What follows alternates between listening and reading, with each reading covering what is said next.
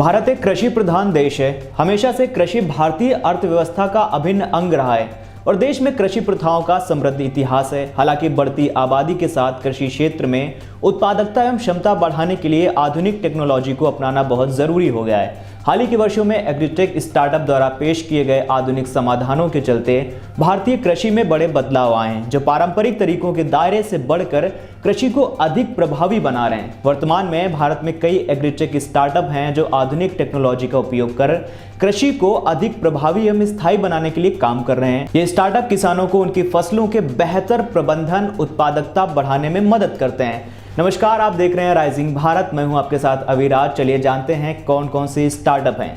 बेंगलुरु स्थित crop input e commerce startup Bharat agri किसानों के लिए गेम चेंजिंग सॉल्यूशन लेकर आया है। इसने जीएआई को अपने बिजनेस मॉडल में सफलतापूर्वक इंटीग्रेट किया है, जिसने किसानों को इसके प्लेटफॉर्म के साथ जुड़ने में क्रांतिकारी बदलाव आया है। जीपीटी मॉडल का उपयोग करके भारत एग्री का एआई संचालित बॉट किसानों के सवालों के जवाब देने में माहिर है और ये इंसानों की तुलना में एरर को कम कर रहा है। चलिए थोड़ा डिटेल्स में जानते हैं कि असल में ये काम क्या करता है और ये भारत एग्री स्टार्टअप है क्या चीज।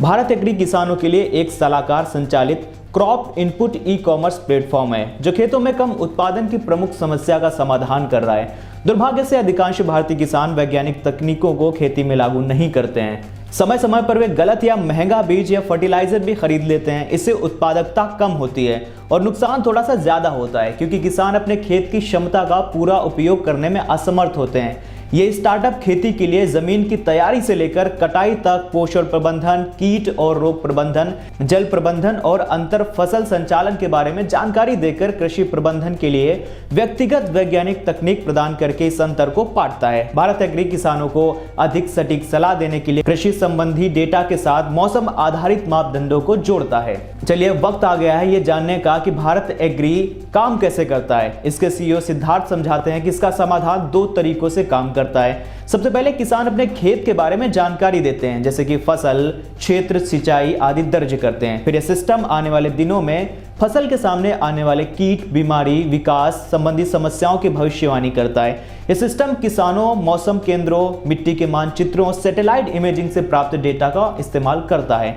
यह न केवल सिस्टम को स्केलेबल बनाता है बल्कि सटीक भी बनाता है। किसानों को कोई भी सिफारिश देने से पहले 30 से अधिक मापदंडों को ध्यान में रखा जाता है। दूसरा, किसान किसी खास प्रोडक्ट को खोज सकते हैं और सीधे अपने मोबाइल से ऑर्डर भी दे सकते हैं। फिलहाल भारत एग्री को बहुत सारी फंडिंग भी मिली है। चलिए जानते हैं वो फंडिंग कौन सी है।